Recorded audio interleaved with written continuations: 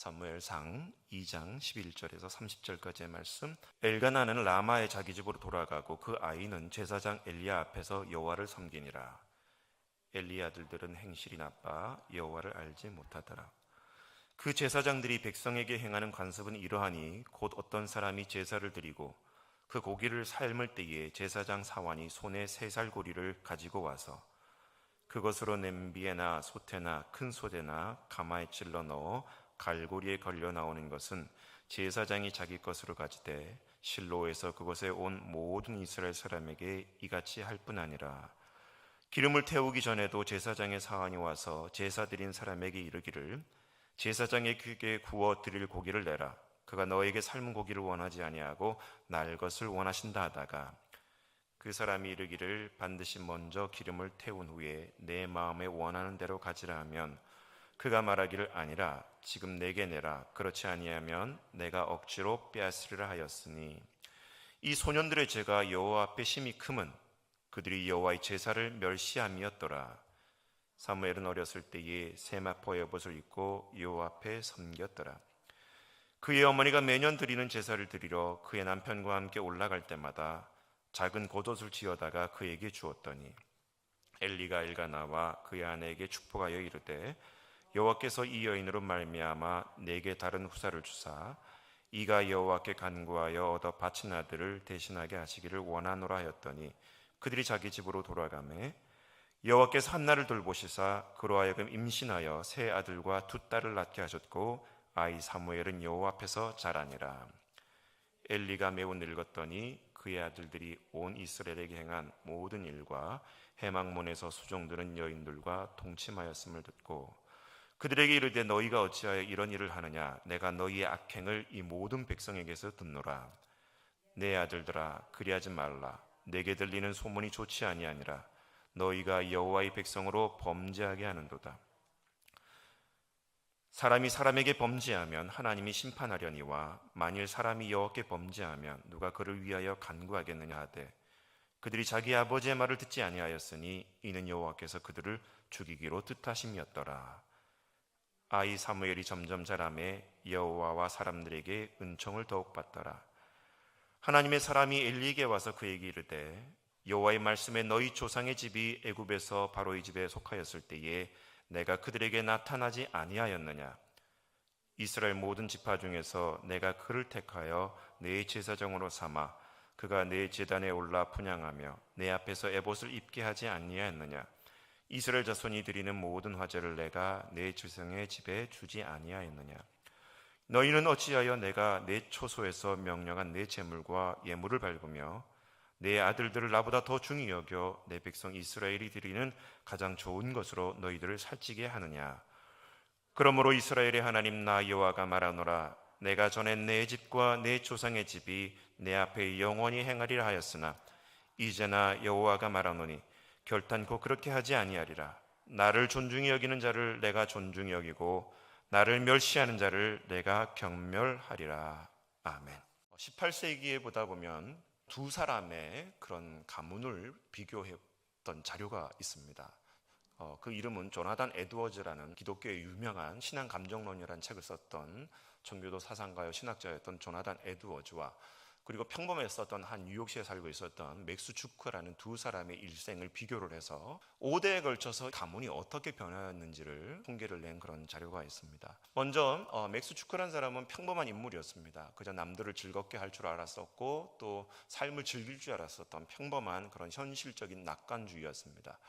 바쁘게 살 필요도 없었고 일을 열심히 하기도 좋아하지 않았기 때문에 그는 나이가 들어서 한적한 호숫가에 집을 마련하고 그곳에서 생활하던 도중에 유일하게 즐거움이었다면 그 호숫가에 놀러 온 사람들을 괴롭히는 그런 낙으로 살았던 사람이 맥스 주크였어요. 그러다 보니까 그것이 몸에 천성이 배기게 되어지고 자라났던 자녀들도 그 맥스 주크의 삶을 담게 되어지면서 가난과 연약함 속에 살아가게 된 가문의 배경이 등장하게 되어집니다. 반면에 조나단 에드워즈라는 사람은 23살의 목사 안수를 받게 되지만 그 이전에 이미 10살 때부터 친구들 2명과 함께 움막에서 움막을 짓고 친구들과 기도 생활을 시작했었고 6살에 라틴어를 공부하기 시작하면서 12살이 됐을 때는 기본적인 헬라어와 히브리어를 뗄 정도로 똑똑한 그런 사람이었습니다.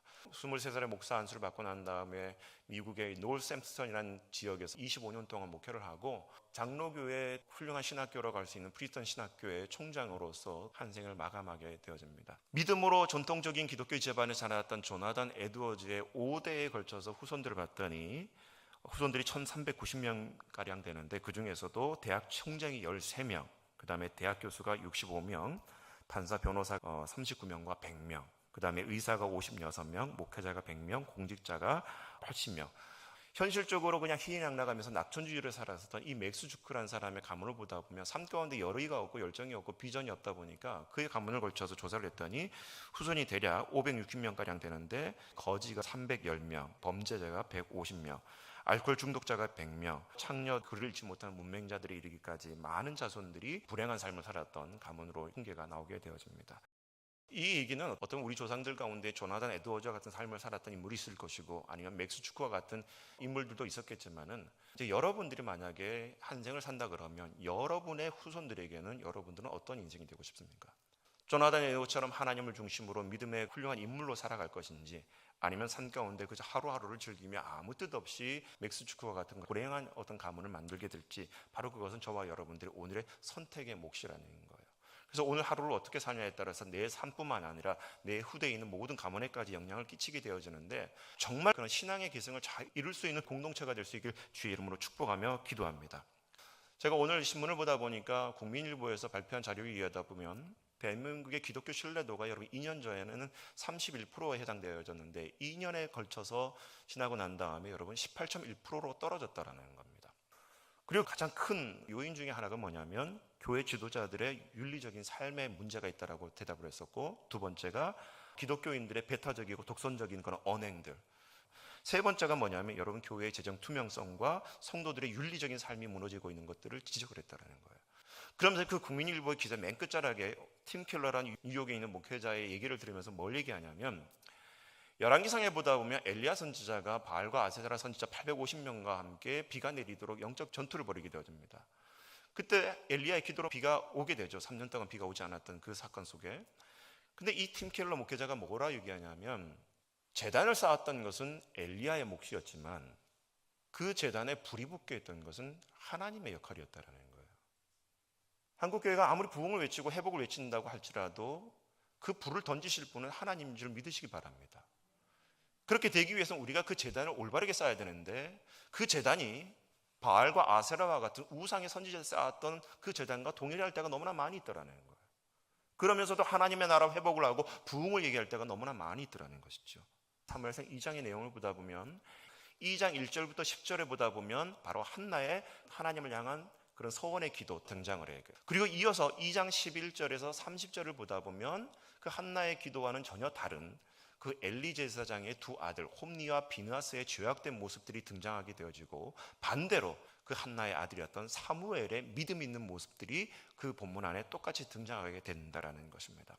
먼저 오늘 이 본문을 통해서 하나님이 주신 교훈을 얻고자 하는데, 첫 번째는 엘리 제사장의 무책임함을 우리 한번 봐야 된다는 것입니다. 엘리 제사장은 여러분 사무엘상 1장에도 등장하지만 영적으로 우둔했던 존재가 바로 엘리 제사장이었어요. 1장 14절에 보다 보면 한나가 울면서 기도했을 때에 그 엘리 제사장은 한나의 기도를 뭐로 착각했냐면 술을 먹고 취해서 기도하는 걸로 그 한나를 꾸짖는 영적 우둔함이 등장하게 되는 거예요. 그리고 두 번째 이 엘리 제사장의 문제는 뭐냐면 2장 25절 하반부를 보다 보면 그들이 자기 아버지의 말을 듣지 아니하였으니 이는 여호와께서 그들을 죽이기로 뜻하심이었더라. 이미 엘리 제사장의 두 아들이 하나님 앞에 대적하는 모습들이 있었음에도 그 아들을 수수방관했었던 엘리 제사장의 문제가 여기서 등장하고 있는 거예요. 세 번째 보다 보면 이 사무엘상과 사사기의 동일한 배경은 뭐냐면 각자의 소견에 옳은 대로 행했었던 이스라엘 전반적인 문화적인 배경이란 말이에요. 적어도 영적 지도자였고 이스라엘을 이끌어가야 될 지도자적인 책임이 있었던 제사장이라면 아무리 시대적인 상황이 그렇다 할지라도 제사장 가정만큼 바로 서야 되는데, 역시나 엘리 제사장과 그 두 아들마저도 각자의 소견에 옳은 대로 하나님 말씀 없이 자기 멋대로 살아갔던 그 가문의 배경을 또 볼 수가 있다는 거예요. 네 번째 엘리 제사장의 문제는 뭐냐면 2장 29절 말씀, 내 아들을 나보다 더 중히 여겨 내 백성 이스라엘이 드리는 가장 좋은 것으로 너희들을 살찌게 하느냐. 문제가 뭔 것 같습니까? 하나님보다 자신의 아들들을 더 중히 여겼다라는 거예요.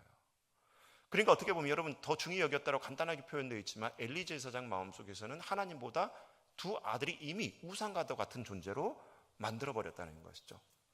반면에 한나의 모습을 보다 보면 하나님의 아픔을 느낄 수가 있는 것이고, 그 아픔을 자신의 아들 없음과 동일시하게 되어지면서 하나님 앞에 거룩한 서원을 하게 되어지고, 자신의 그 사랑하는 아들을 하나님 앞에 나실인으로 구별해서 영적 지도자로 드리고자 했었던 뜨거운 헌신의 마음이 마치 모리아산에 자신의 아들 이삭을 드리려고 했었던 아브라함과 같은 믿음으로 한나가 등장하게 되는 것을 발견할 수가 있는 것이고요. 두 번째로 그 한나의 기도의 특징이 뭐냐면, 지금까지 지내오는 모든 것이 하나님의 은혜임을 고백하고 있어요. 그러면서 현재적인 삶 가운데도 하나님의 주권이 있음을 고백하고 있고, 이후로도 영원토록 변하지 않으실 하나님의 인도하심을 이 한나가 2장 1절에서 10절의 그 기도의 내용을 통해서 표현하고 있다는 거예요. 그런데 오늘 그 한나의 모습 중에 또 다른 특징이 뭐냐면 2장 19절을 같이 한번 보도록 하겠습니다. 그의 어머니가 매년 드리는 제사를 드리러 그의 남편과 함께 올라갈 때마다 작은 겉옷을 지어다가 그에게 주었더니, 매년 남편과 함께 하나님 앞에 제사를 드리러 올라갔었고, 그리고 나실인으로 구별해서 엘리 제사장 밑에서 제사장으로 훈련받고 있었던 자식을 위해서 그 겉옷을 지어서 입히는 그 한나의 열심을 볼 수 있다는 거예요. 성경에는 표현되어 있지 않지만 이 거룩한 겉옷을 지어다가 사무엘에게 입히는 한나의 모습을 가만히 생각해 보면, 여러분, 자녀들에게 무엇을 입힐 때 여러분 그냥 입히는 게 아니잖아요. 기도하는 마음으로 가장 좋은 것을, 가장 어울리는 것을 정말 세밀한 그런 관심을 갖고 아이들에게 옷을 사서 입히는 것처럼, 이 한나는 그 겉옷을 지을 때 그냥 지었던 게 아니라 기도하는 마음으로, 제사장이 될 그 사무엘을 위해서 여러분 한나가 기도하는 마음으로 그 옷을 짓지 않았겠습니까? 자, 이렇게 엘리와 그리고 믿음의 여인이었었던 한나의 모습은 자녀를 대하는 모습이 너무나 달랐다는 것을 볼 수가 있는데, 그러면 그 결과가 어떻게 등장하게 되느냐? 먼저 엘리 제사장의 두 아들이었던 홈리와 비느하스의 문제점을 보자라는 거예요. 우리 12절 말씀, 엘리의 아들들은 행실이 나빠 여호와를 알지 못하더라. 여기 보다 보면 행실이 나빠라고 기록되어 있는데 언어로 표현하게 되면 벨리알의 아들들이라는 뜻이 나와요. 이 벨리알이라는 것은 나쁜 자식들, 후레 자식과 같은 표현인 거예요. 그러니까 그런 나쁘게 자랐고 가치관이 무너졌었던 이 두 아들들이 결론적으로 뭐냐면 여호와를 알지 못하더라. 엘리가 대제사장이고요, 그 두 아들의 또 홈리와 비느하스가 신분이 뭡니까? 제사장이에요. 그런데 여러분, 제사장이 하나님을 알지 못하더라, 여러분 이해가 됩니까? 목회자가 하나님을 모르고 목회한다는 것과 똑같다라는 거예요. 그러면서 그렇게 하나님을 알지 못하게 되니까 어떤 일이 벌어지게 되느냐? 17절 말씀 같이 읽어보겠습니다. 이 소년들의 죄가 여호와 앞에 심히 크면 그들이 여호와의 제사를 멸시함이었더라. 여호와의 제사를 멸시함이었더라. 멸시라고 표현되어 있지만 여러분 히브리어 원어를 보다 보면 하나님의 영광을 방해했다라는 표현으로 등장합니다. 하나님을 알지 못하니까, 하나님의 말씀을 깨닫지 못하게 되니까 하나님 앞에 올라가야 될 그 제물을 갈취하게 되는 그 두 아들의 모습이 등장하게 되어지고, 그 모습의 본성은 여러분 하나님의 영광을 해방하고 방해하는 특징이 나타나게 됐다는 거예요. 저도 목회를 하면서 정말 조심스러운 게 있습니다. 늘 언제나 사람들에게 인정받으려고 하고 칭찬받으려고 하는 내면적인 욕구가 목회자들에게 다 있더라는 거예요. 그래서 늘 언제나 마음속에 그런 것들 때문에 시험 들 때가 되게 많이 있어요. 그런데 여러분, 예전에 목회했었던 한 교회의, 이전 교회의 담임 목사님부터 정말 주의 깊게 들었던 얘기 하나가 바로 이 얘기라는 거예요. 하나님의 영광을 가로채지 말라는 거예요. 하나님의 영광을 절대 가로채지 말아야 될 제 첫 번째 대상이 목회자들이라는 거예요. 교인들에게 인정받으려고 그러고 교인들에게 무엇인가를 나타내려고 그러는 그런 공로 사상이 나타날 때가 있는데 그걸 조심하라는 거예요. 그러면서 그 목사님이 본인은 무익한 종으로 살고 싶다라는 거예요. 모든 사역들을 마치게 됐을 때에 자신의 이름은 가려지고 그 교회 안에 남은 열매만 있어지기를 기도하는 마음으로 아무 조건 없이, 아무 약속 없이, 아무 대가 없이 고별 설교 한 편만 하고 본인은 조용히 교회를 떠나겠다고 그렇게 선언하시더라고요. 그리고 교회 안에 연말이 되면 은퇴 예식을 다 없애버리셨어요. 왜? 한평생 하나님 앞에 쓰임받았던 나귀처럼 살아야 될 존재들이 그리스도인이고 목회자여야 되는데 매년 행사도 보다 보면 12월 달에 가장 큰 행사가 은퇴 예식이라는 거예요. 예수님은 그렇게 살지 않았다라는 거예요. 십자가에 죽으시며 돌아가실 때 십자가 순교 기념 예배를 드리지 않았다는 거예요. 예수님은. 오늘 엘리 제사장의 두 아들들의 모습은 바로 그거였다는 거예요. 하나님의 영혼을 가로챘다라는 거예요. 그저 하나님께만 인정받아야 될 그 제사장의 모습들을 온데간데 없고 하나님께 올라가야 될 것을 가로채는 그런 영적인 우둔한 백성들이 바로 엘리 제사장의 두 아들의 모습이었다는 겁니다.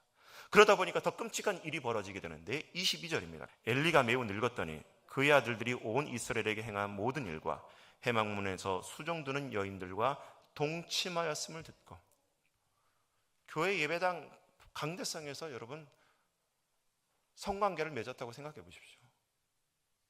그것도 제사장이. 얼마나 끔찍한 일입니까? 하나님을 알지 못하고 각자의 소견에 오른 대로 행했던 그 엘리 제사장이 부모의 역할을 제대로 하지 못하고 제사장의 역할을 하지 못하니까 그 영적인 아들이었던 홈니와 비느하스가 이런 비운의 삶을 살아가게 되는 결과를 낳게 되는 거예요. 자, 반면에 믿음으로 한나의 그 믿음으로 키웠던 사무엘의 모습을 어떻게 등장하게 되어지냐면, 우리가 읽었던 11절 말씀, 엘가나는 라마의 자기 집으로 돌아가고 그 아이는 제사장 엘리 앞에서 여호와를 섬기니라. 사무엘은 그 앞에서 누구를 섬기게 됐다고요? 하나님을 섬겼다고 기록되어 있습니다. 자, 18절 말씀 읽어보겠습니다. 사무엘은 어렸을 때에 세마포 에봇을 입고 여호와 앞에서 섬겼더라. 누구 앞에서요? 여호와 앞에서. 이 여호와 앞에서라는 것은 여호와의 임재 가운데에 여호와 함께라는 동일한 표현이 쓸 수가 있는데, 이 사무엘은 하나님을 끝까지 섬기게 되는 그런 믿음의 모습들을 볼 수가 있는 거예요. 그리고 22절, 이렇게 하나님을 섬겼던 사무엘이 어떤 결과를 낳게 되냐면, 사무엘이 점점 자라매 여호와의 사람들에게 은총을 더욱 받더라. 사람과 하나님께 은총을 받더라. 자, 그런데 이렇게 엘리의 두 아들이었던 홈니와 비느하스, 반대로 이 사무엘의 모습의 차이가 무엇일까? 엘리 두 제사장의 그 아들의 하나님을 대적하고 하나님 없이 살아가고 있었던 그 이유는 바로 하나님을 아는 지식이 없다는 거예요. 자, 호세아 4장 1절 말씀, 이스라엘 자손들아 여호와의 말씀을 들으라. 여호와께서 이 땅 주민과 논쟁하시나니 이 땅에는 진실도 없고 인애도 없고 하나님을 아는 지식도 없고. 누구에게 말씀하는 거예요? 이스라엘에게. 그래서 호세아 6장 6절에는 이어서 이렇게 얘기합니다. 나는 인애를 원하고 제사를 원하지 아니하며 번제보다 하나님 아는 것을 원하노라. 하나님 앞에 예배 드리는 것, 제사 드리는 것보다 뭘 원한다고요? 하나님 말씀을 통해서 하나님을 제대로 알기 원한다라는 거예요. 구약 성경의 맨 마지막입니다. 그 말라기 2장 7절 8절 말씀을 같이 읽어보도록 하겠습니다. 제사장의 입술은 지식을 지켜야 하겠고 사람들은 그의 입에서 율법을 구하게 되어야 할 것이니 제사장은 만군의 여호와의 사자가 됨이거늘 너희는 옳은 길에서 떠나 많은 사람을 율법에 거스르게 하는도다. 나 만군의 여호와가 이르노니 너희가 레위인의 언약을 깨뜨렸느니라. 말라기를 읽다 보면 하나님 앞에 드려야 될 제물에 대한 여러분 그 정성이 무너지게 되고요, 하나님 앞에 드려야 될 11조 문화가 무너지게 되어지면서 하나님 앞에 거짓 제사, 잘못된 제사를 드리는 것이 말라기의 특징인 거예요. 어떤 아이가 엄마 아빠 손을 잡고 주일날 교회를 왔습니다. 그날따라 어린 주일이었던 것 같아요. 아이에게 예쁜 옷을 입히느라고 엄마 아빠는 예배 시간이 늦었음에도 불구하고 옷을 입히느라고 늦어가지고 헐레벌떡 데리고 와가지고 아이를 2층에 예배 드리러 앉아 있습니다. 시간이 30분, 40분 지났을 거예요. 그날따라 목사님 말씀이 길었던 것 같아요. 근데 그 아이가 하는 말이 뭐냐면, 아빠 얼른 관람료 내고 집에 돌아가자. 아빠 관람료 내고 빨리 집에 돌아가자. 엄마 아빠는 아이에게 제대로 된 예배가 무엇인지, 아이의 옷을 입히느라고 예배를 늦는 것에 대해서 별로 문제의식이 없었고, 아이 또한 그런 아버지 엄마의 모습을 통해서 교회에 헌금 내고 봉헌하는 것을 관람료 내고 집에 돌아가자고 얘기했었던 그 가정의 모습이 과연 어느 가정의 모습이라고 생각합니까? 반면에 하나님 앞에 믿음으로 굳게 자랐던 사무엘의 특징을 보다 보면 하나님을 아는 지식이 없었던 홈니와 비느하스의 모습과는 사뭇 다른 모습들이 성경에 등장하게 되어집니다. 사무엘상 3장 10절 말씀 한번 같이 읽어보겠습니다. 여호와께서 임하여 서서 전과 같이 사무엘아 사무엘아 부르시는지라. 사무엘이 이르되 말씀하옵소서. 주의 종이 듣겠나이다. 한나가 서원 기도를 함으로 말미암아 태어난 아들이 사무엘이에요. 그래서 사무엘이라는 이름은 하나님이 들으심이라는 뜻입니다. 근데 그렇게 자라났던 사무엘이 이제는 나의 기도를 하나님께서 들으시라고 요청하는 것이 아니라 내가 하나님의 음성을 듣겠나이다라고 고백하고 있는 것이 여러분 이 3장 10절의 모습 아닙니까? 하나님 무엇이든지 말씀하시옵소서. 내가 주의 종이 듣겠나이다. 내가 신앙생활할 때 하나님 내 소원만 하나님 앞에 쏟아내는 것이 아니라 하나님이 나에게 무엇을 말씀하시든지 주의 종이 듣겠나이다. 이런 마음으로 예배 자리에 참여해야 되는 것이 아니겠습니까? 사무엘상 15장 22절에도 사무엘의 동일한 고백이 나오게 됩니다. 사무엘이 이르되 여호와께서 번제와 다른 제사를 그의 목소리를 청정하는 것을 좋아하심같이 좋아하시겠나이까? 순종이 제사보다 낫고 듣는 것이 순양의 기름보다 나으니. 사무엘은 하나님의 음성을 듣는데 심려를 구하다 보니까 사무엘이 가는 곳에서 말씀을 전할 때마다 그 말씀이 땅에 떨어지지 않았다고 기록되어져 있어요. 왜? 말씀을 듣고 전했기 때문에. 이스라엘이 영적으로, 남유다가 영적으로 타락이 있을 때에 이사야 입술을 통해서 이런 고백이 나오게 됩니다. 이사야 50장 4절 말씀. 주 여호와께서 학자들의 혀를 내게 주사 나로 곤고한 자를 말로 어떻게 도와줄 줄을 알게 하시고 아침마다 깨우치시되 나의 귀를 깨우치사 학자들 같이 알아듣게 하시도다. 학자가 말을 하기 위해서 늘 필요했던 것이 알아듣는 귀가 필요했다라는 거예요. 엘리 제사장과 그리고 두 아들 홈리와 비느하스, 그리고 반대로 한나와 사무엘의 차이는 바로 여기 있는 거예요. 듣지 못하니까 하나님을 아는 지식이 없었던 것이고, 하나님을 아는 지식이 없다 보니까 하나님의 제사를 멸시하면서 하나님의 영광을 가로챌 뿐만 아니라 각자의 소견에 오른 대로 행했었던 수많은 현상들이 나타나게 되었다는 것이죠. 이 한나와 엘리 제사장의 그 자녀 교육을 통해서 깨달아야 될 것이 있는데 무엇을 입혔냐는 거예요. 한나는 거룩한 겉옷을 지어다가 사무엘에게 입혔다고 기록되어 있죠. 여러분 로마서 13장 14절 말씀 같이 읽어보겠습니다. 오직 주 예수 그리스도로 옷 입고 정욕을 위하여 육신의 일을 도모하지 말라. 저와 여러분도 마찬가지 아닙니까? 무엇을 입어야겠습니까? 적어도 주일날 성경책 끼고 교회에 오는 것이 그리스도인이 아니라는 거 아시잖아요, 여러분. 여러분의 자녀들이 그냥 엄마 아빠 손 붙잡고 주일날 교회 11시 예배 오는 것이 여러분 그것이 그리스도인이 아니라는 걸 여러분 잘 알고 있지 않습니까? 자녀들에게 그리스도의 옷을 입히는 부모들이 될 수 있기를 축복합니다. 그렇다면 또 어떻게 자녀들에게 징계할 것인가? 엘리 제사장은 제사장으로 자라야 될 홈리와 비느하스를 잘 키워야 됨에도 불구하고 자식을 하나님보다 소중히 여김으로 말미암아 징계하지 못했다는 거예요. 잠언서 13장 24절 매를 아끼는 자는 그의 자식을 미워함이라 자식을 사랑하는 자는 근실이 징계하느니라. 잠언서 23장 13절 14절 같이 더 읽겠습니다. 시작. 아이를 훈계하지 아니하려고 하지 말라. 채찍으로 그를 때릴지라도 그가 죽지 아니하리라. 내가 그를 채찍으로 때리면 그의 영혼을 수월에서 구원하리라. 저희 첫째 아이가 찬양인데 초등학교 3학년 시절에 포항에서 지내고 있는데 어느 날 학교에 있는 선생님을 통해 가지고 또 주변의 관계자를 통해서 전화가 왔어요. 이 녀석이 남들보다 좀 여러 가지 요소에서 우월 인자가 많다 보니까 옆에 조금 몸이 불편한 아이를 학교에서 무시를 했던 것 같아요. 제가 그 연락을 받고 너무 화가 나가지고 집으로 달리 들어갔죠. 저희 아파트가 5층이었는데 이 아이를 1층 현관문 앞에 무릎 꿇게 있고 밤 9시 반이 됐는데 동네 사람들이 들어가게 하면서 무릎 꿇게 1시간 동안 있게 했어요. 네가 조금 잘난 거 가지고 남들 앞에 그리고 몸이 연약한 아이를 돌보지 못하고 무시했던 그 행동은 목사의 자녀가 하지 말아야 될 행동이고 하나님의 자녀가 하지 말아야 될 행동이고 너는 그것을 깨닫지 않고서는 아파트 현관문에 절대 일어나지 말고 집에 들어오지 마라. 그 이후에 아이가 어떻겠습니까? 연약한 자를 소중히 여길 줄 알고 배려할 줄 알고 섬기는 모습이 회복됐다는 거예요. 만약에 그때 그 얘기를 듣고 내 자식이 너무나 귀해서 제대로 양육하지 못하고 훈련하지 못했다면 더 끔찍한 일을 행할 수도 있지 않겠습니까? 여러분 오늘 우리 기독교 가정에는 우리 신앙의 가정에는 바로 이런 말씀의 훈육이 무너지고 있다는 거예요. 주일날 예배 한 번 빠져도 그저 어떤 잘못을 해도 그냥 내 아이가 꽃보다 그냥 더 곱다는 그 이유 하나만으로 눈 감아주고 내버려두는 부모들이 너무나 많이 있지 않습니까? 그리고 어떤 자식을 키울 것인가? 에베소서 4장 13절에 나와 있습니다. 우리가 다 하나님의 아들을 믿는 것과 아는 일에 하나가 되어 온전한 사람을 이루어 그리스도의 장성한 분량이 충만한 데까지 이르리니. 우리도 그렇지만 우리 자식이 어디까지 자라야 된다는 거예요? 예수 그리스도의 장성한 분량까지 이르러야 되는데 그것이 여러분 누가복음 2장 52절에 나와 있어요. 예수는 지혜와 키가 자라가며 하나님과 사람에게 더욱 사랑스러워 가시더라. 예수 그리스도의 장성한 분량이 이 모습 아닙니까? 엘리 제사장의 가문과 믿음의 여인 한나였던 가문을 하나님께서 이 본문을 통해 대비시켜요.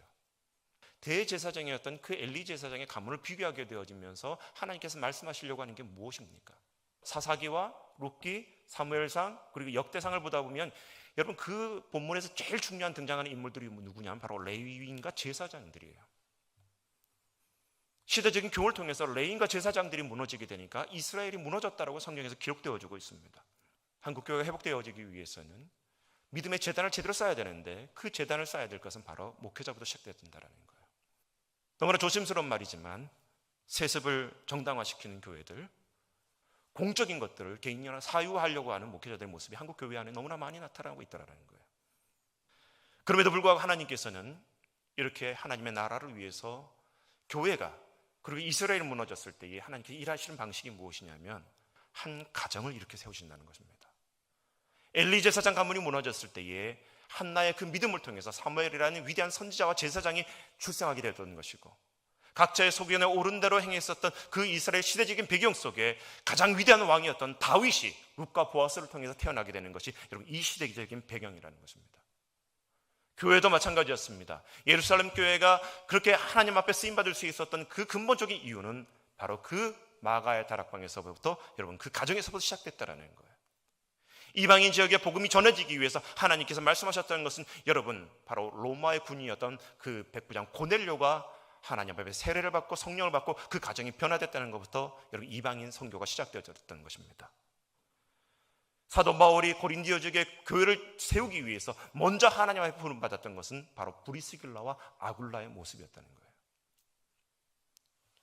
바울이 이 세상을 떠나게 됐을 때에 그 영적인 바톤을 이어받았던 디모데는 바로 외할머니 로이스와 그의 어머니 유니게를 통해서 그 믿음을 이어받았다는 것을 잊지 마시기 바랍니다. 이제 말씀을 결론 짓겠습니다. 여러분 아름답다라는 말은 무엇인가를 안다라는 뜻과 그리고 거기에 걸맞다라는 뭐뭐답다라는 뜻이 합쳐져서 아름답다라는 단어가 만들어졌다는 거예요. 엘리 제사장과 그의 아들들이 레위인이고 구별된 제사장이었음에도 불구하고 아름답지 못한 삶을 삶으로 말미암아 그 이스라엘 백성들이 어려움에 처하게 되고 하나님 앞에 꾸지람을 듣는 그 비운의 삶을 살 수밖에 없었던 것들, 오늘 이 시대 우리들의 모습이지 않습니까?